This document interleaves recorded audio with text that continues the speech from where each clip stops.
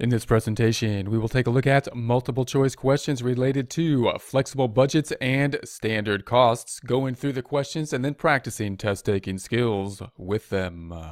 First question. Standard costs are used to calculate either A. Budget to actual variances, B. Price variances only, C. Quantity variances only, D. Price, quantity, and sales variances, and E. Price and quantity variances. Let's go through this again using the process of elimination. Standard costs are used to calculate either A. Budget to actual variances. Now that sounds kind of reasonable. You would think that we were doing a similar to like a budgeting process. I'll keep that for now. B says price variances. So if we took the standard costs, price variances, I'll keep that for now. C says quantity variances only. Now here we've got price variances only, I should say, and then quantity variances only. So notice those terms where we have only. I'll keep that. And then D says price, quantity, and sales variances.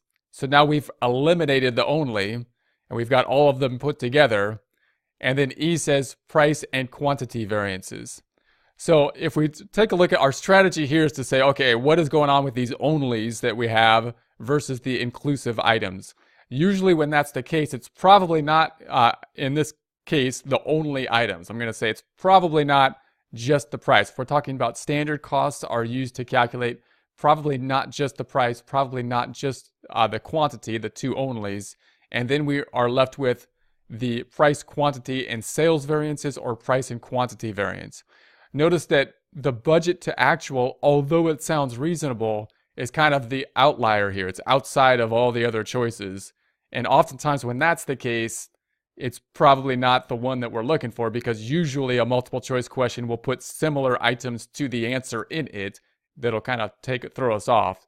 So although A sounds kind of reasonable, it's because it's the outlier, I'm going to say not that one from a test taking strategy point.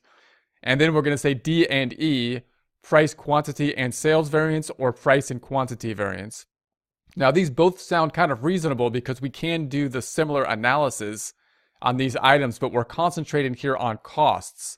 So sales usually refers to our sales. Like we could do an analysis on our sales items, the revenue to us, our revenue items. Costs generally kind of mean our expense type items. And so for that reason, the sales aren't included. Again, remember, we can do a similar type of analysis with regard to sales, but it's testing the revenue side, and this is talking about costs. So final answer is E.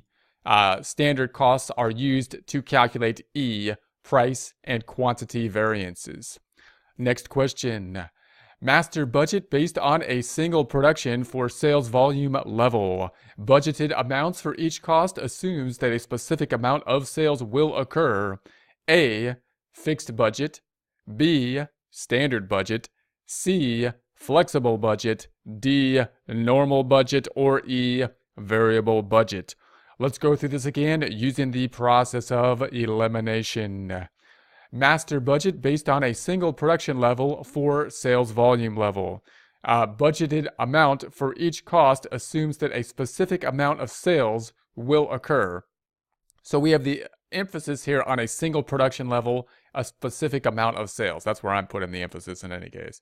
So A says it's going to be a fixed budget. So, and that too puts an emphasis on it's not changing, right? We have something that's fixed in it.